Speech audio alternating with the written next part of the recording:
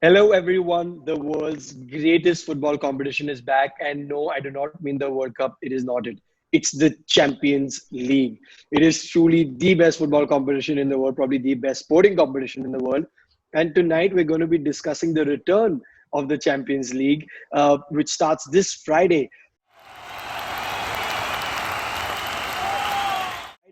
And I'm going to jump right into it. Joining us today is Abhijit Barve, a football writer and a passionate Real Madrid fan. And just as it happens, the first game that we're looking at for this weekend and the return of Champions League is Man City versus Real Madrid. What is your take on that game? Real are a goal down going into the Etihad, and it's going to be a cracker, isn't it? Yeah, it is like luckily it is not when it was scheduled because if it had happened when it was scheduled without Ramos, it would have been bad. Like I was half convinced we were going to get smacked final because we were that bad at that period. But post lockdown, there has been like a very, what do I put it, like a very serious, let's just one game at a time vibe. So once the lockdown ended, Madrid won 10 in a row, won the league, and then for the last game it was like a 2-2 draw where like Madrid weren't caring and the other team was trying to not get relegated. So Yeah. now So City are still favorites, but because Ramos isn't there, but like it, I'm cautiously optimistic. So we have 13-time Champions League winners, Real Madrid. Also just won the La Liga. So obviously high on confidence, not going into this game thinking they can't do it. They obviously can do it. They have done it. Yeah. And he against the Man City team who are under pressure. Pep is under pressure to deliver the Champions League in some ways. They are without Aguero. Uh, what do you think? He's cautiously optimistic about Real Madrid's chances. What are you making of this game, Annie? I would actually be more optimistic, and it's rightly mentioned by you. There is no Aguero, firstly, right? Aguero adds a lot of confidence to that line. That experience cannot be matched. It's like what Wayne Rooney used to bring to United. It's when the Bayern Munich game, right? When he started for us, you need those kind of players in your side. And we've seen City when he was gone, they were a little rudderless in those two games. They lost to Chelsea as well, right? So City do have those very gaping, very evident weaknesses of theirs, which was the defense. Okay, Laporte is now back, so they have a fit like defensive lineup, but that doesn't mean they can't be beaten. And what you've seen right now under Zidane this whole season is that he's adapted his game style. He's not the same manager who took them to those back-to-back UCLs with Ronaldo and everyone in their prime. He's now learned how to use his squad wisely with the youth intact. And I think what he's doing will be really great and it'll actually work in his favor if City come out the way they are. Madrid will just get them back on the counter. Yeah, so okay, that's an interesting one. I think Annie is going for a more confident Madrid win. This, of course, is the round of 16 match, the second leg, which is yet to be complete. And the winner of this one will go on to the quarterfinal to face the winner of Lyon versus five-time Champions League winner Cristiano Ronaldo's Juventus. And again, the whole Real Madrid connection comes back. And for Yeah. me, I think, Lyon come into this after not having played for a long time. Now Yeah. they played PSG in a cup that I cannot pronounce. I'm not going to attempt it. It's the French League Cup. That's what it literally The French translates League to. Cup. Yeah, so the French League Cup, they put in a good defensive performance. They shut out PSG for 120 minutes. But can they keep Ronaldo out despite having a 1-0 lead going into this game? Abhijit, what do you think, man? Ah, I mean, Ronaldo has this weird habit of putting his team on the back and just single-handedly dragging them through. But the problem he's faced, like Juventus have had, especially under Sarri, is the team is just so bad.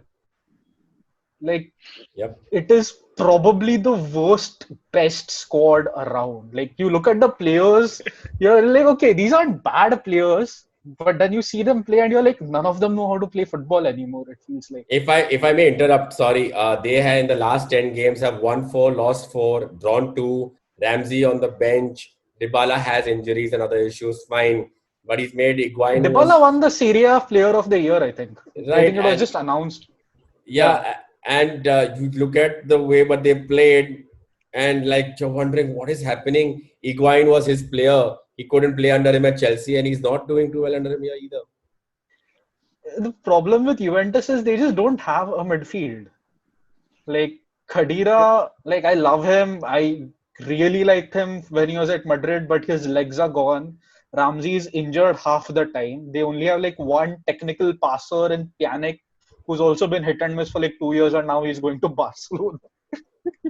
That is Yes. just that is a transfer which is like a whole episode in itself. But like the basic Yeah. issue is like last year's Allegri at least was like, screw it, I'm just going to defend and like win 1-0 every game. Right. Sarri can't do that. He tries to play football, but the players are just like, I would argue this is as bad as Chelsea's midfield last year.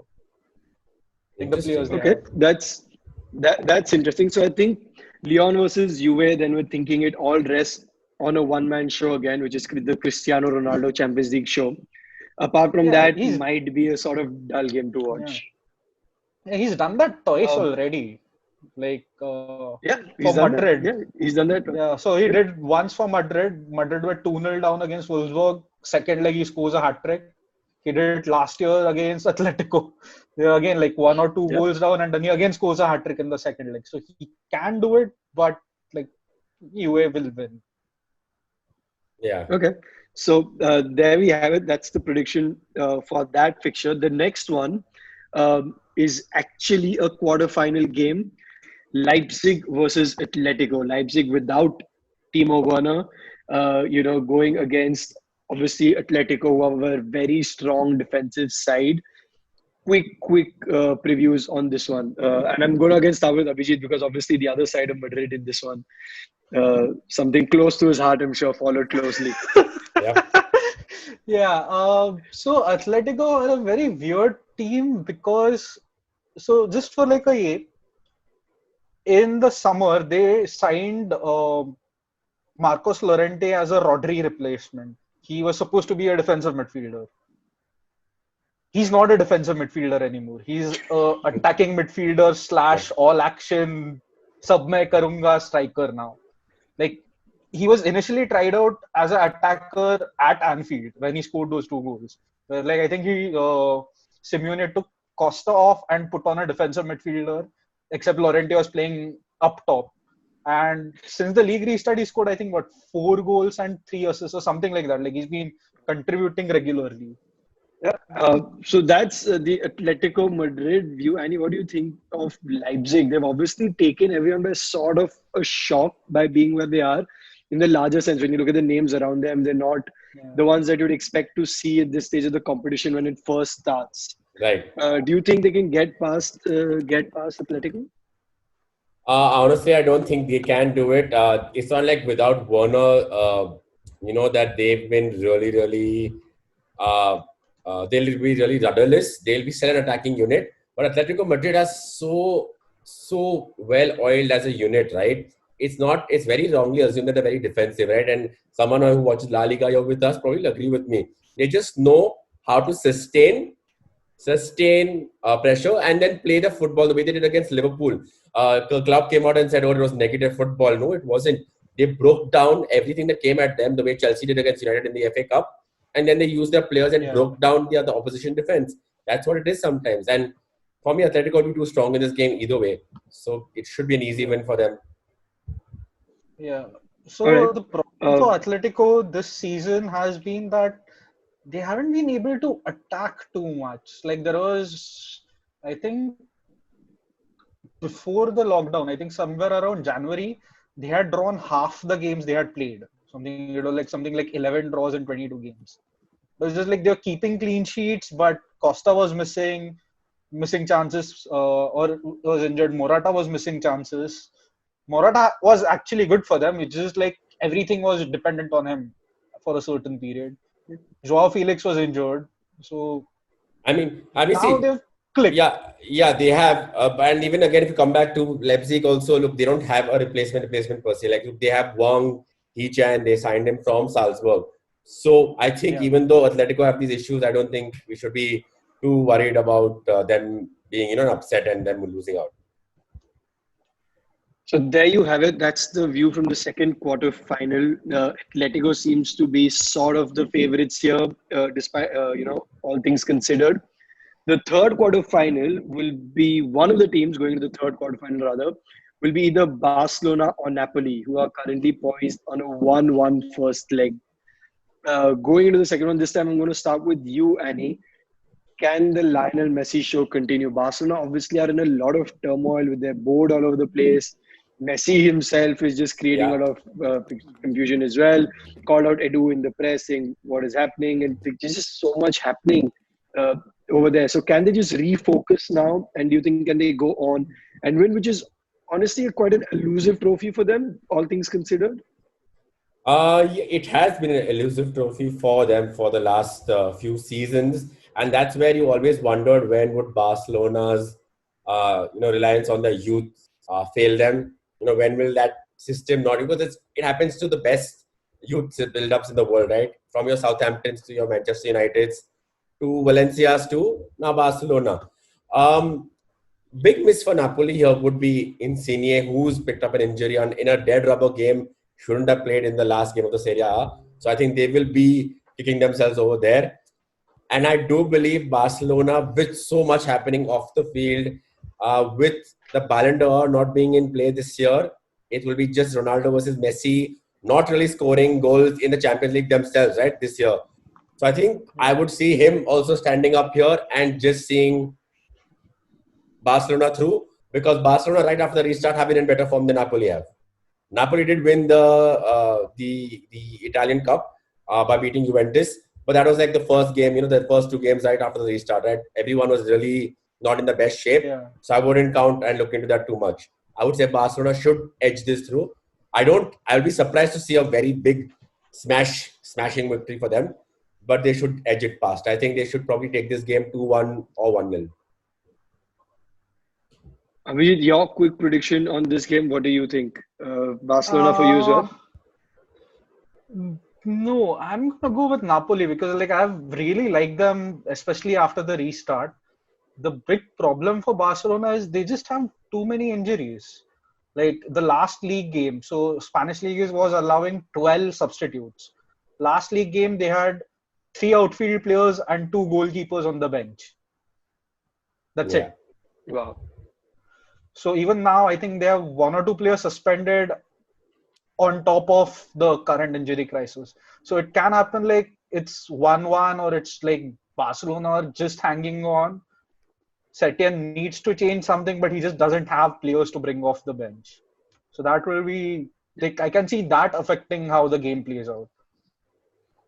Yeah, I think very valid point there. So going in, the two pundits here are split between Napoli and Barcelona. I am going for Napoli as well, just because of how unsettled the Barcelona squad is, plus the injuries, plus See, for me, Quique Setien it's himself is just unsettled. So Barcelona it's, playing at home, so that's the advantage for me there. yeah, fine.